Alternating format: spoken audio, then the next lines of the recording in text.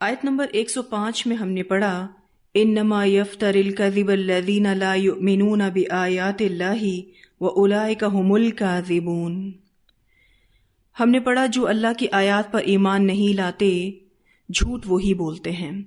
تو ایمان والا شخص یعنی مومن کیا کبھی جھوٹ نہیں بولتا؟ ہم سب اپنا جائزہ لیں، الحمدللہ مسلمان ہیں، اللہ کی آیات پر ایمان رکھتے ہیں، تو کیا جھوٹ ہماری زندگیوں میں ہے؟ دیکھیں، جھوٹ مختلف وجوہات کی بنا پر کوئی فائدہ حاصل کرنے کے لیے یا کسی نقصان سے بچنے کے لیے بولا جاتا ہے۔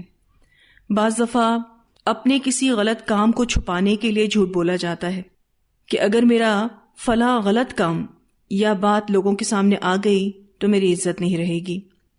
بعض اوقات لوگ اپنی شان و شوکت کو قائم رکھنے کے لیے جھوٹ بولتے ہیں۔ مثلاً ان کے پاس مال نہیں ہوتا لیکن اپنا ہائی اسٹیٹس بتانے کے لیے جھوٹ بولتے ہیں۔ یعنی کہ بعض اوقات صرف اور صرف عادتاً جھوٹ بولا جاتا ہے، لوگ جسٹ اپنی عادت سے مجبور ہو کر جھوٹ بولتے ہیں۔ پھر یہ کہ بعض اوقات صرف لوگوں کو ہنسانے کے لیے جھوٹ بولا جاتا ہے، اور بہت سی وجوہات ہیں، جتنا غور و فکر کریں گے اتنا ہی جھوٹ ملتا جائے گا۔ نبی اکرم صلی اللہ علیہ وسلم کے دور میں ایک شخص آپ صلی اللہ علیہ وسلم کے پاس آیا اور کہنے لگا کہ میں اسلام لانا چاہتا ہوں لیکن مجھ میں بہت سی برائیاں ہیں جنہیں میں چھوڑ نہیں سکتا، آپ مجھے حکم فرمائیے کہ میں کوئی ایک برائی چھوڑ دوں تو وہ میں چھوڑ دوں گا۔ آپ صلی اللہ علیہ وسلم نے اس شخص سے فرمایا کہ جھوٹ بولنا چھوڑ دو۔ اس شخص نے وعدہ کر لیا اور جھوٹ بولنا چھوڑ دیا، تو اس کے جھوٹ چھوڑنے کے سبب اس کی تمام برائیاں چھٹ گئیں۔ تفسیر کبیر میں یہ پورا واقعہ آتا ہے۔ میں نے آپ کے سامنے حدیث کا مختصراً مفہوم رکھا ہے۔ کہنے کا مطلب یہ ہے کہ اس شخص میں بے شمار برائیاں تھیں، جس میں ایک برائی جھوٹ بولنا بھی تھا۔ نبی اکرم صلی اللہ علیہ وسلم کو اس نے پرومس کیا کہ میں آپ کے لیے ایک برائی چھوڑ دوں گا، ساری میں نہیں چھوڑ سکتا۔ تو نبی اکرم صلی اللہ علیہ وسلم نے اس کو کہا کہ تم جھوٹ بولنا چھوڑ دو، اور آپ دیکھیے کہ جھوٹ چھوڑنے کے سبب اس کی تمام برائیاں چھوٹ گئیں۔ کیونکہ جب بھی وہ کوئی غلط کام کرنے جاتا تو اسے یہ خیال آتا کہ اگر کسی نے مجھ سے پوچھ لیا تو میں جھوٹ تو نہیں بول سکوں گا، اس وجہ سے میری بے عزتی ہوگی، تو پھر اس نے وہ برائی نہ کی، اور اس طرح سے اس کی ساری برائیاں ختم ہو گئیں۔ پھر یہ کہ ایک روایت آتی ہے، ایک دفعہ رسول اللہ صلی اللہ علیہ وسلم سے پوچھا گیا کہ مومن بزدل ہو سکتا ہے؟ آپ صلی اللہ علیہ وسلم نے فرمایا ہاں۔ پھر پوچھا گیا کیا مومن بخیل ہو سکتا ہے؟ فرمایا ہاں۔ پھر پوچھا گیا کیا مومن کذاب یعنی جھوٹا ہو سکتا ہے؟ آپ صلی اللہ علیہ وسلم نے فرمایا بالکل نہیں، مسلمان جھوٹا نہیں ہو سکتا۔ موطا امام مالک کی یہ روایت ہے۔ ایسا اس لیے کہ بزدلی اور کنجوسی ایک فطری عادت بھی ہو سکتی ہے، لیکن جھوٹ بولنا فطری عادت نہیں، بلکہ انسان ارادی طور پر جھوٹ بولتا ہے، تو یہ مومن کی عادت نہیں ہو سکتی۔ تو کیا پتہ چلتا ہے اس حدیث سے کہ جس کے دل میں ایمان ہو وہ جھوٹ نہیں بولے گا۔ ایمان ایسی نعمت ہے جس کی وجہ سے جھوٹ زندگی سے نکل جاتا ہے، الحمدللہ۔ ایک روایت آتی ہے، نبی اکرم صلی اللہ علیہ وسلم نے فرمایا لوگوں کو ہنسانے کے لیے جھوٹ بولنے والے کے لیے ہلاکت ہے۔ ترمذی کی حسن روایت ہے۔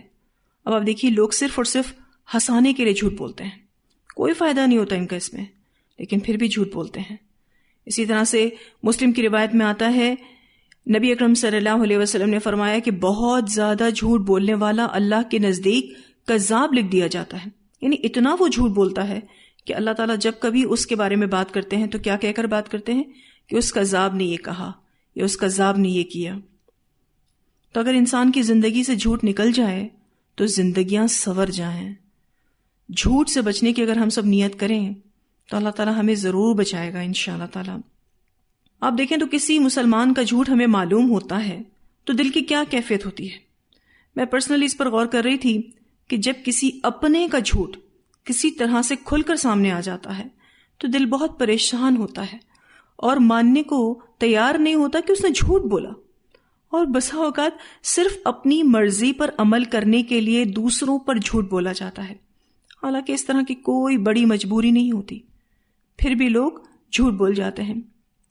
اچھا، بڑی مجبوری ہو تب بھی جھوٹ بولنا نہیں چاہیے۔ ہمارے دین میں جھوٹ بہت بڑا عیب اور بدترین گناہ کبیرہ ہے، اور جھوٹ کو ام الخبائث کہا گیا ہے، یعنی برائیوں کی جڑ کہا گیا ہے، کیونکہ اس سے معاشرے میں بے شمار برائیاں جنم لیتی ہیں۔ ویسے بھی آپ دیکھیے کہ جھوٹ بولنے سے انسان کا اعتبار اور وقار چلا جاتا ہے، اللہ کی طرف سے لعنت آتی ہے۔ سورہ آل عمران 61 میں یہ بات اللہ سبحانہ تعالیٰ نے فرمائی ہے کہ جھوٹ بولنے والے پر اللہ کی لعنت ہے، اس کے چہرے سے رونق ختم ہو جاتی ہے، اللہ اس کے رزق کی برکت اٹھا لیتے ہیں۔ جھوٹ سے فکر اور غم پیدا ہوتا ہے، کیونکہ وقتی طور پر تو آدمی مطمئن ہو جاتا ہے، لیکن بعد میں اس کا ضمیر اسے ہمیشہ ملامت کرتا رہتا ہے، اس وجہ سے اس کا دل بے چین رہتا ہے۔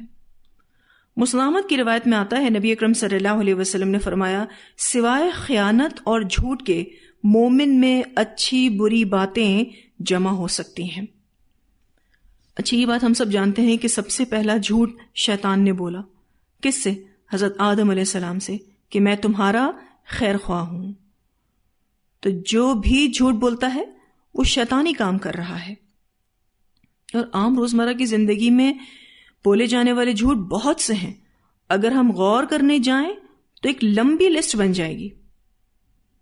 ایک اور روایت آتی ہے، نبی اکرم صلی اللہ علیہ وسلم نے فرمایا، یہ بہت بڑی خیانت کی بات ہے کہ تم اپنے بھائی سے کوئی جھوٹی بات کہو اس حال میں کہ وہ تمہیں سچا سمجھتا ہو۔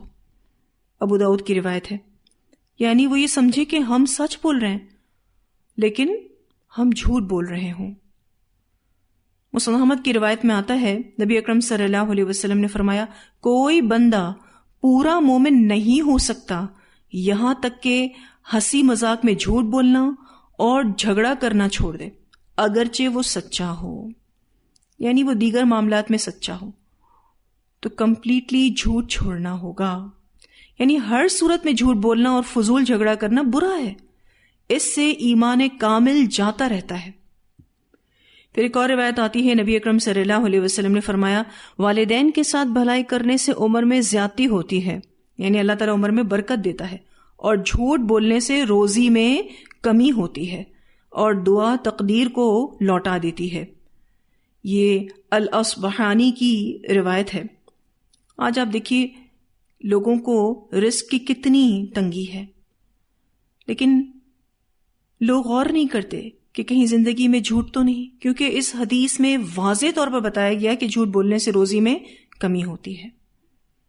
پھر ایک اور روایت آتی ہے، نبی اکرم صلی اللہ علیہ وسلم نے فرمایا، جب آدمی جھوٹ بولتا ہے تو رحمت کے فرشتے اس سے 1 میل دور ہو جاتے ہیں، اس بدبو کی وجہ سے جو جھوٹ بولنے سے پیدا ہوتی ہے۔ اسے ترمذی نے روایت کیا ہے۔ تو فرشتے بھی ایسے شخص سے دور بھاگتے ہیں۔ تو ہم سب نے غور و فکر کرنا ہے کہ کہیں ہم جھوٹ تو نہیں بولتے، اپنی روزمرہ کی روٹین پر کڑی نگاہ رکھنی ہے اور بہت محتاط زندگی گزارنی ہے۔ اللہ تعالی ہمیں سچائی کے ساتھ زندگی گزارنے کی توفیق عطا فرمائے۔ بہت پیاری دعا قرآن پاک میں سکھائی گئی، سورہ اسراء آیت نمبر 80، رب ادخلنی مدخل صدق واخرجنی مخرج صدق واجعل لی من لدنک سلطانا نصیرا۔ اے اللہ تو مجھے جہاں بھی داخل کر سچائی کے ساتھ داخل کر، جہاں سے نکال سچائی کے ساتھ نکال، اور تو مجھے سلطان النصیرہ عطا کر، یعنی تو مجھے پاورز عطا کر جس سے میری مدد ہو۔ تو ہم سب نے پوری کوشش کرنی ہے کہ ہم سچائی والی زندگی گزاریں، اپنے اللہ کے ساتھ بھی سچے ہوں، اپنے ساتھ بھی سچے ہوں، اپنے کاموں کے ساتھ بھی سچے ہوں، اپنی ذمہ داریوں کے ساتھ بھی سچے ہوں۔ جب اللہ سبحانہ تعالیٰ اپنے بندے کو اتنا سچا دیکھتا ہے تو پھر اس کو اپنے پاس صدیق لکھ لیتا ہے۔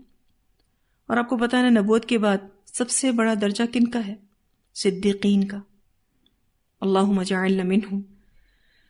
تو اس آیت میں چونکہ بات جھوٹ پر ہو رہی تھی تو میں نے سوچا کہ ہم غور و فکر کر لیں ان تمام احادیث پر اور اپنی اصلاح کر لیں۔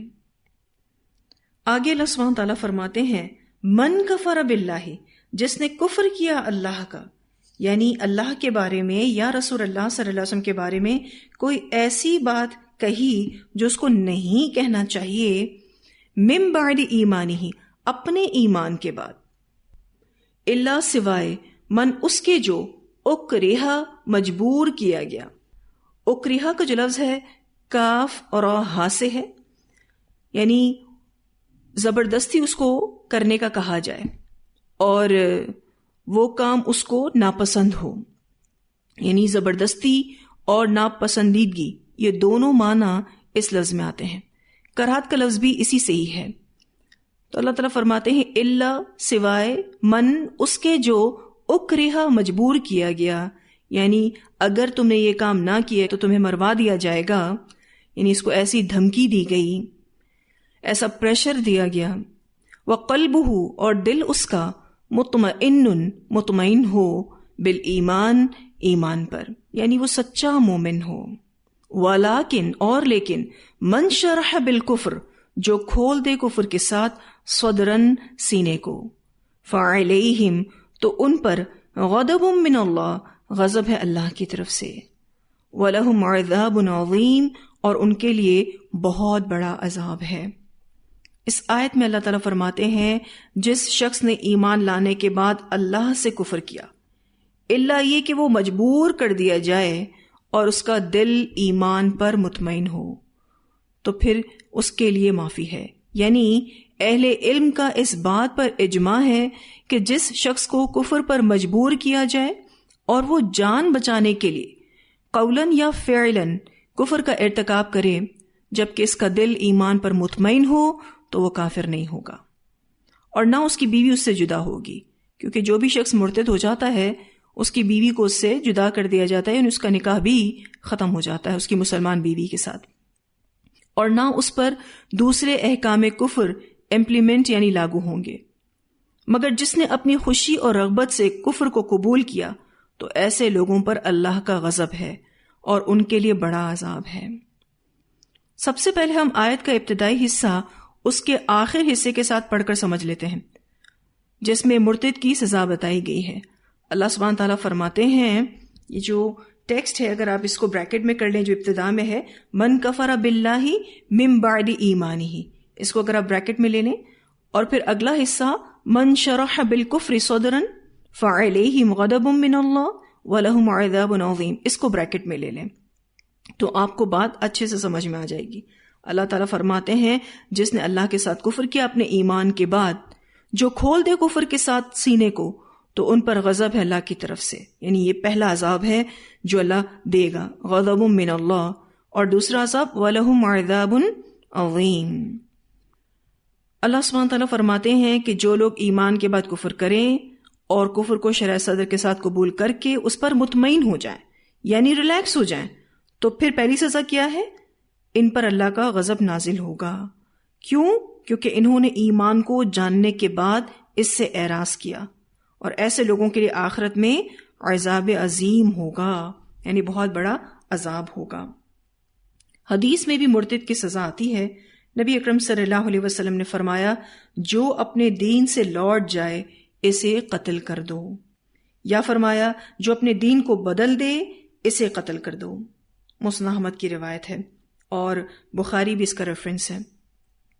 لیکن یہ جو ٹیکسٹ ہے الا من اکرہ وقلبہ مطمئن بالایمان، اس جملے سے ایسے شخص کو مستثنی قرار دیا گیا ہے جس کو مار پیٹ کر یا پھر تکلیفیں دے کر مجبور کر دیا جائے، اور اس وجہ سے وہ زبان سے کفر کرے اور زبانی طور پر مشرکوں کی موافقت کرے، یعنی جو مشرک کہہ رہے ہوں ویسا ہی کہہ دے، جبکہ اس کا دل اس کا منکر ہو اور وہ اللہ اور اس کے رسول صلی اللہ علیہ وسلم کے ساتھ ایمان پر مطمئن ہو۔ اس بارے میں بھی ایک روایت آتی ہے، نبی اکرم صلی اللہ علیہ وسلم نے فرمایا اللہ تعالیٰ نے میری امت سے خطا، نسیان اور وہ گناہ معاف کر دیے ہیں جن پر انہیں زبردستی مجبور کیا گیا ہو۔ اسے ابن ماجہ نے روایت کیا ہے۔ اچھا، یہاں ایمان کی دونوں کیفیتوں کی بات ہو رہی ہے۔ ایک کیفیت یہ ہے کہ دل میں ایمان آ گیا، بات پوری طرح دل میں بیٹھ گئی، دل میں یقین کی کیفیت پیدا ہو گئی کہ ہاں یہی حق ہے، مگر زبان سے ابھی اقرار نہیں کیا، یعنی مسلمان علل اعلان نہیں ہوا ہے۔ ایک تو یہ کیفیت ہو گئی، اور ایمان کی دوسری کیفیت یہ ہے کہ دل بھی ایمان لے آیا اور زبان سے ایمان کا اقرار بھی کر لیا، یعنی علل اعلان مسلمان بھی ہو گیا۔ اب دونوں سچویشنز میں اگر انسان نے حق کو حق جان لیا ہے، دل میں یقین پیدا ہو گیا ہے، لیکن کسی مجبوری یا مصلحت کا شکار ہو گیا اور حق کا ساتھ نہ دے سکا، تو اس کو بھی اللہ تعالیٰ معاف کرتے ہیں۔ یعنی کسی کی جان پر بنی ہوئی تھی اور اس حالت میں کوئی کلمہ کفر اس کی زبان سے ادا ہو گیا، مگر اس کا دل ایمان سے بھرا ہوا ہے، تو ایسے شخص کو اللہ تعالیٰ کے ہاں معذور سمجھا جائے گا۔ اب یہاں جان کا خطرہ ہو تو اس کی بات ہو رہی ہے، ٹھیک ہے، ورنہ اصل حکم عزیمت پر عمل کرنے کا ہے، یعنی مصیبتوں کو فیس کرتے رہیں اور مضبوطی کے ساتھ کھڑے رہیں۔ ہم دیکھتے ہیں کہ صحابہ کرام میں سے کتنوں نے اپنی جانیں گنوا دی، اور ہمیں بہت کم مثالیں ایسی ملتی ہیں، مثلا عمار بن یاسر رضی اللہ تعالیٰ عنہ کی، جنہوں نے یہ صورتحال اپنی زندگی میں دیکھی۔ دیکھیں مکی دور بہت مشکل تھا، اور حضرت عمار بن یاسر رضی اللہ تعالیٰ عنہ اور ان کے والد حضرت یاسر رضی اللہ تعالیٰ عنہ اور ان کی والدہ حضرت سمیہ رضی اللہ تعالیٰ عنہا، جو کہ اسلام کی پہلی شہیدہ تھیں، انہوں نے اسلام لانے کی وجہ سے مشرکین کے کئی ظلم برداشت کیے۔ ابن عباس رضی اللہ تعالیٰ عنہما سے روایت ہے کہ یہ آیت عمار بن یاسر کے بارے میں نازل ہوئی تھی، کیونکہ مشرکین نے آپ رضی اللہ تعالیٰ عنہ کو شدید تکلیفیں دی اور کہا کہ تکلیفوں کا سلسلہ اس وقت تک جاری رہے گا جب تک تم محمد صلی اللہ علیہ وسلم کے ساتھ کفر نہیں کرتے۔ زبردستی مجبور کیے جانے کی وجہ سے انہوں نے مشرکوں کی ہاں میں ہاں ملا دی، اور نبی اکرم صلی اللہ علیہ وسلم کی خدمت میں حاضر ہو کر معذرت کی، تو اس موقع پر اللہ تعالیٰ نے یہ آیت نازل فرما دی۔ تفصیلات کچھ یوں ہیں کہ یہ پوری فیملی ابو جہل کی غلام تھی، یعنی یہ سب ابو جہل کے غلام تھے، ان کے والد بھی اور ان کی والدہ بھی اور یہ خود بھی۔ سیدنا عمار رضی اللہ تعالیٰ عنہ کے سامنے ان کے والد اور والدہ کو ابو جہل نے شہید کر دیا۔ ان حالات میں حضرت عمار رضی اللہ تعالیٰ عنہ نے مجبور ہو کر وہ سب کچھ کہہ دیا جو کافر کہلوانا چاہتے تھے۔ پھر اسی وقت آپ صلی اللہ علیہ وسلم کے پاس حاضر ہوئے اور عرض کی، یا رسول اللہ صلی اللہ علیہ وسلم، میں نے ایسے اور ایسے حالات میں آپ صلی اللہ علیہ وسلم کو برا بھلا کہا اور ان کے معبودوں کا ذکر خیر کیا۔ آپ صلی اللہ علیہ وسلم نے فرمایا، اپنے دل کی کیفیت بتاؤ، یہ تمہارے دل کا کیا حال ہے؟ سیدنا عمار رضی اللہ تعالیٰ عنہ کہنے لگے، میرا دل تو پوری طرح ایمان پر مطمئن ہے۔ آپ صلی اللہ علیہ وسلم نے فرمایا، اچھا اگر پھر تم سے وہ ایسا سلوک کریں تو پھر سے تم اس رخصت سے فائدہ اٹھا لینا۔ اس سلسلے میں یہ آیات نازل ہوئیں، بخاری میں یہ ساری ڈیٹیل آتی ہے۔ اب اسکالرز کہتے ہیں کہ جس شخص کو زبردستی کفر پر مجبور کر دیا جائے تو اس کے لیے یہ بھی جائز ہے کہ وہ جان بچانے کے لیے وہی بات کہہ دے جو کفار چاہتے ہیں، اور یہ بھی جائز ہے کہ غلط بات کہنے سے انکار کر دے، جیسا کہ بلال رضی اللہ تعالیٰ عنہ کافروں کی بات ماننے سے انکار کر دیتے تھے، حالانکہ وہ آپ پر مظالم کے بے پناہ پہاڑ توڑتے تھے، حتیٰ کہ سخت گرمی کے موسم میں وہ آپ رضی اللہ تعالیٰ عنہ کے سینے پر بھاری پتھر رکھ دیتے تھے اور کہتے تھے کہ اللہ کے ساتھ شرک کرو، مگر آپ رضی اللہ تعالیٰ عنہ شرک کرنے سے انکار کر دیتے اور آحد آحد کہتے۔ ابن ماجہ کی طویل روایت آتی ہے اور کہتے، اللہ کی قسم اگر مجھے یہ معلوم ہو کہ کوئی بات اس سے بھی زیادہ غصے میں مبتلا کر دینے والی ہو سکتی ہے تو میں وہ بھی کہنے کے لیے تیار ہوں۔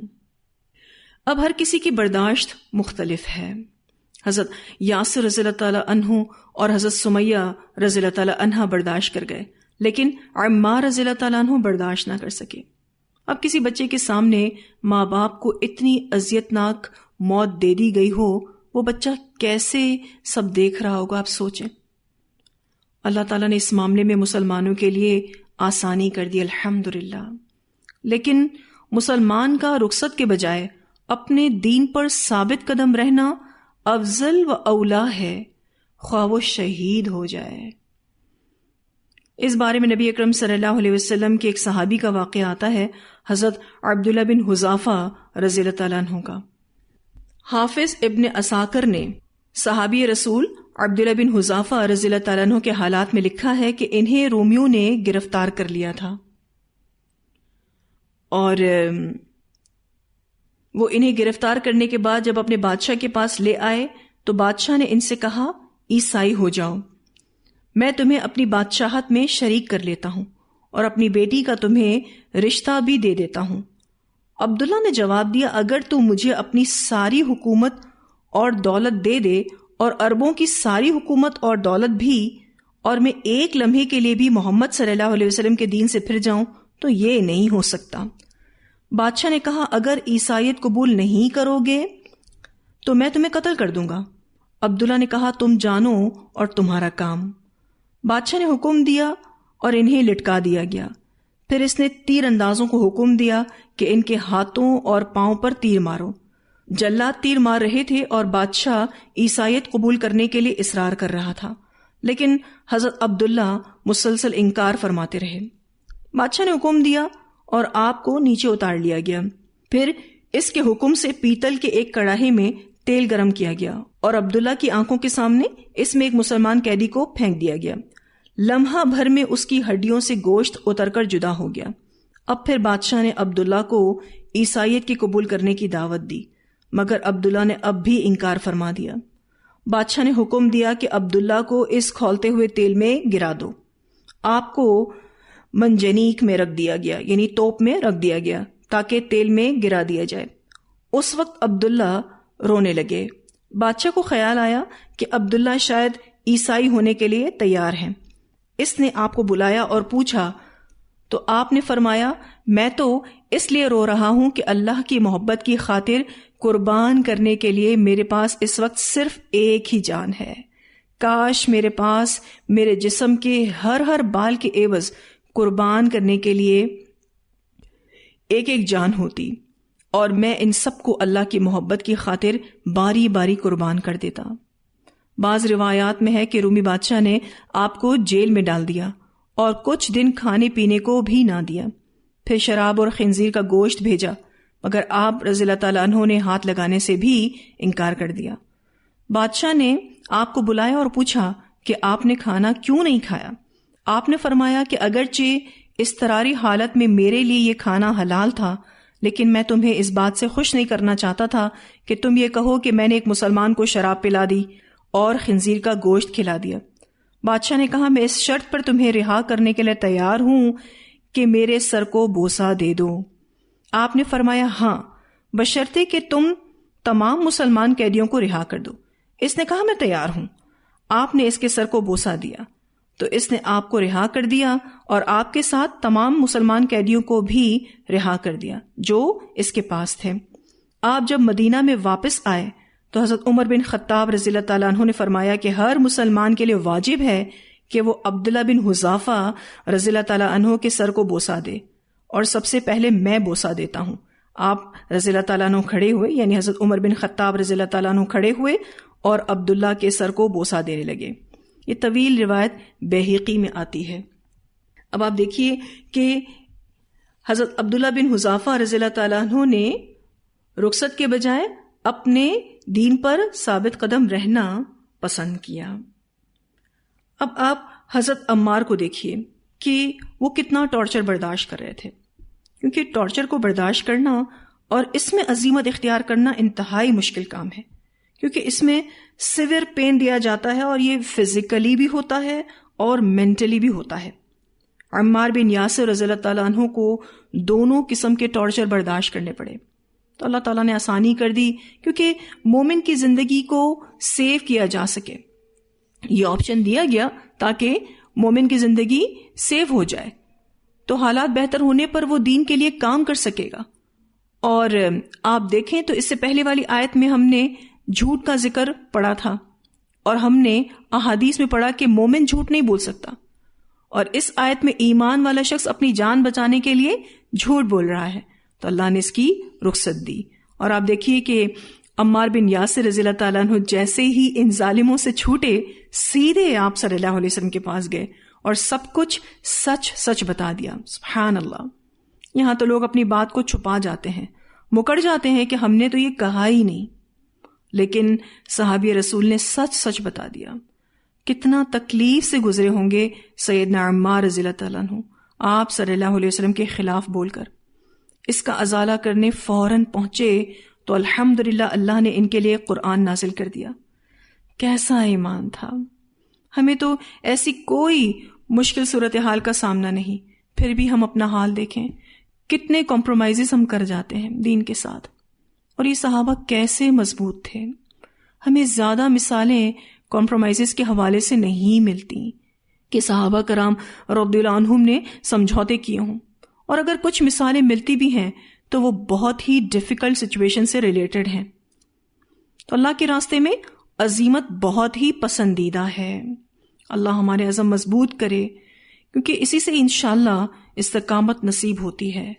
تو اللہ تعالیٰ فرماتے ہیں کہ جو بھی ایمان کے بعد کفر کرے گا اور وہ اپنے سینے کو کفر کے لیے کھول دے گا تو اللہ تعالیٰ کا غضب آئے گا اس کے اوپر اور بہت بڑا عذاب اللہ اس کو دے گا.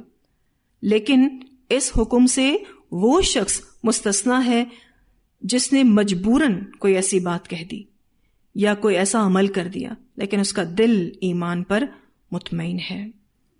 یہاں جو عذاب بتائے گئے ہیں اس آیت میں، جس نے ایمان کے بعد کفر کیا، غضب من اللہ اور وَلَهُمْ عَذَابٌ عَظِيمٌ، یہ دو عذاب اس آیت میں بتائے گئے ہیں اور مزید سزاؤں کا ذکر آگے آئے گا. اللہ تعالیٰ فرماتے ہیں ذَلِكَ، یہ بِأَنَّهُمْ، بوجہ اس کے کہ بے شک وہ، یعنی جو دین انہوں نے چھوڑا اس کی کیا وجہ ہے؟ یہ بوجہ اس کے کہ بے شک وہ استحب الحیات الدنیا، انہوں نے ترجیح دی زندگی کو جو دنیا کی ہے، علی الآخرہ، آخرت پر. وَأَنَّ اللَّهَ، اور بے شک اللہ تعالیٰ، لَا يَهْدِي الْقَوْمَ الْكَافِرِينَ، نہیں ہدایت دیتا کافر قوم کو. اللہ تعالیٰ فرماتے ہیں کہ یہ اس لیے کہ انہوں نے آخرت کے مقابلے میں دنیا کی زندگی کو پسند کیا، یعنی اسلام کے راستے میں جو مشکلات آئیں اس سے گھبرا کر سابقہ کفر کی آرام دہ زندگی کو ترجیح دی، یعنی انہوں نے دنیا کی خاطر مرتد ہونا پسند کیا. یہی وجہ ہے کہ اللہ تعالیٰ بھی ان کے دلوں کو ہدایت نہیں دیتا.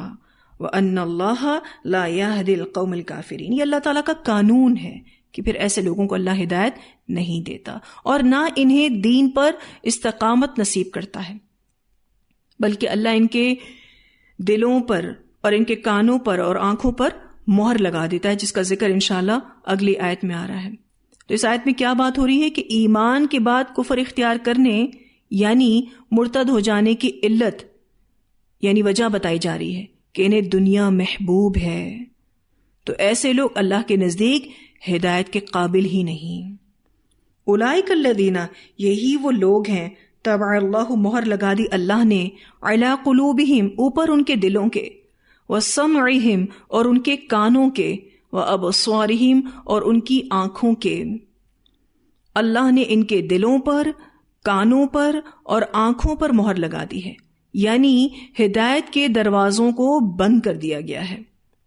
یہ واعظ کی باتیں نہ سنتے ہیں اور نہ انہیں سمجھتے ہیں اور نہ ہی وہ نشانیاں دیکھتے ہیں جو انہیں حق کی طرف لے جانے والی ہیں. وَأُولَئِكَ هُمُ الْغَافِلُونَ، اور یہی لوگ وہ غافل ہیں. کس چیز سے غافل ہیں؟ آخرت سے غافل ہیں، آخرت کی سزا سے غافل ہیں. تو یہی لوگ غفلت میں پڑے ہوئے ہیں. ان کی نظر میں اسلام کی ویلیو ہی نہیں، ہر وقت وہ اپنی دنیا میں مگن رہتے ہیں، اسی کے فائدے کی تلاش میں رہتے ہیں. لا جرم، نہیں کوئی شک، انہم، بے شک وہ، فی الآخرتی، آخرت میں، ہم الخاسرون، جو خسارہ پانے والے ہیں. یہ وہ لوگ ہیں جو دنیاوی زندگی کی محبت میں حق سے منہ موڑ کر غفلت میں ڈوبے ہوئے ہیں. اب ان کے اس طرز عمل کا فائنل رزلٹ یہ ہوگا کہ آخرت کی بھلائیوں میں ان کے لیے کوئی حصہ نہیں ہوگا اور وہ آخرت میں خسارہ پانے والے ہوں گے. اور آپ دیکھیے یہاں یہ بات دو تاکیدوں کے ساتھ کہی گئی. پہلی تاکید لا جرم، نہیں کوئی شک، اور ان، بے شک.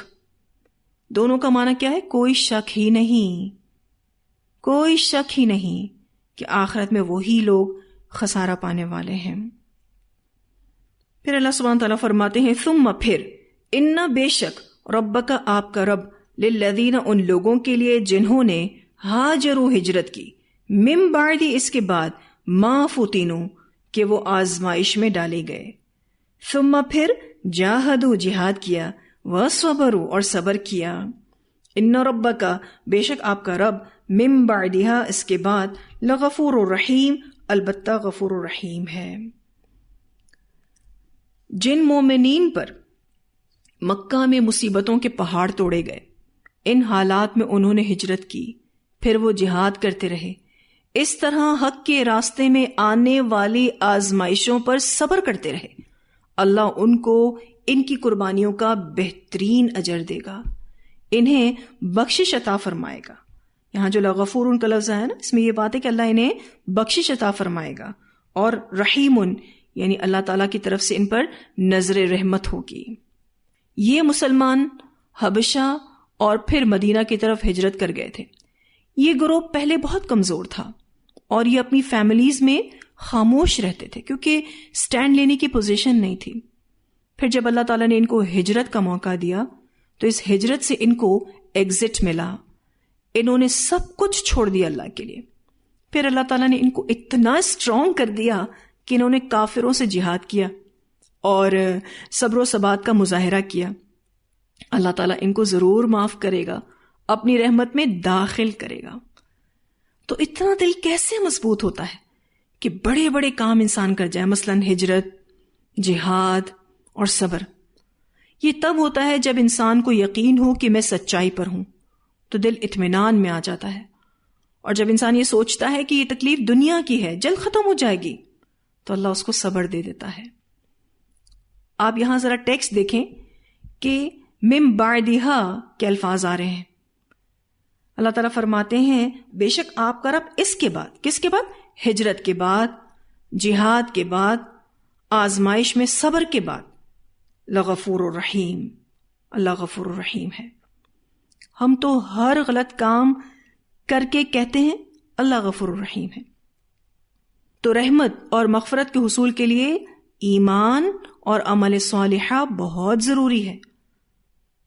اللہ سبحانہ تعالیٰ نے اتنے بڑے بڑے نیک کاموں کے بعد بخشش اور رحمت کا وعدہ کیا ہے۔ اتنی آیات کی پہلے تلاوت سنتے ہیں، پھر انشاءاللہ آگے پڑھتے ہیں۔ من کفر باللہ من بعد ایمانہ الا من اکرہ وقلبہ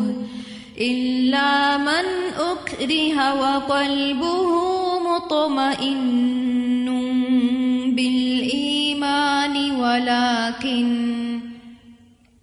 ولكن من شرح بالكفر صدرا فعليهم غضب من الله وَلَهُمْ عَذَابٌ عَظِيمٌ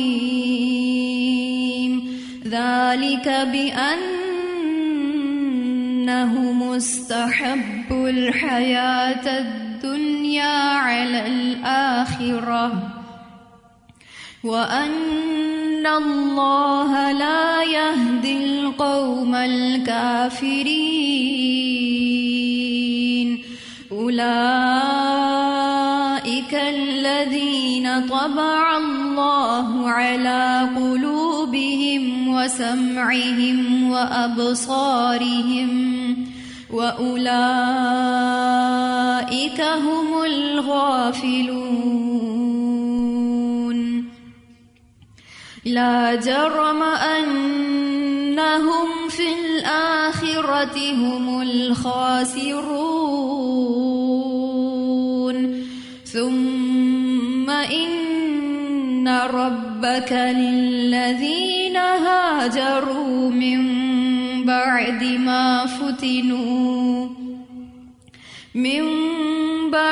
مَا فُتِنُوا ثُمَّ جَاهَدُوا وَصَبَرُوا إِنَّ ربك من بعدها لغفور رحيم.